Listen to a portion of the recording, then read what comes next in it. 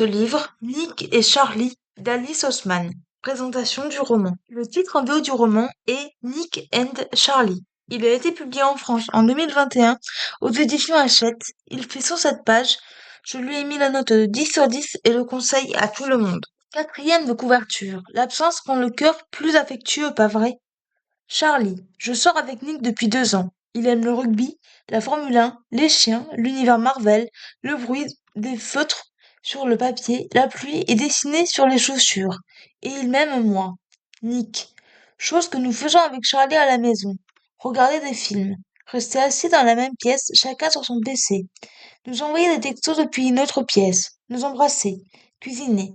Préparer des boissons. Trop boire. Discuter. Nous disputer. Rire. Nous sommes peut-être un peu ennuyeux, mais ça nous va.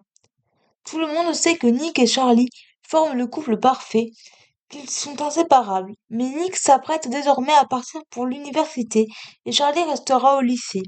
Alors que l'heure des au revoir approche, Nick et Charlie se demandent si leur amour est suffisamment fort pour surmonter la distance.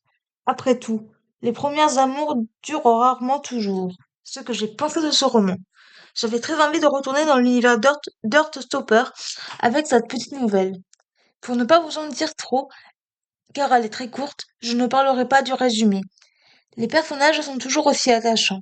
Nick et Charlie sont à un tournant de leur vie de couple, car Nick part bientôt à l'université. Charlie vit assez mal la situation. L'intrigue aborde des thèmes de société comme le départ pour les études supérieures. Cette fois-ci, le texte est construit sous la forme d'un roman, et non pas comme un roman graphique, comme pour la saga originale. Il y a quand même des illustrations. Les chapitres sont très courts, ce qui apporte du dynamisme au récit. La fin clôt à merveille le récit. En bref, c'est un coup de cœur. Extrait du livre. Ça fait longtemps que je ne me suis pas réveillée en me sentant aussi mal, avec la gueule de bois, l'envie de vomir et de pleurer, et ce vide familier dont je pensais m'être débarrassée depuis longtemps.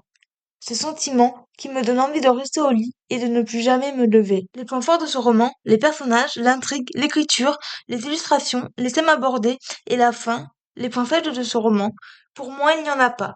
Voilà, c'en est tout pour ce podcast, j'espère qu'il vous aura plu.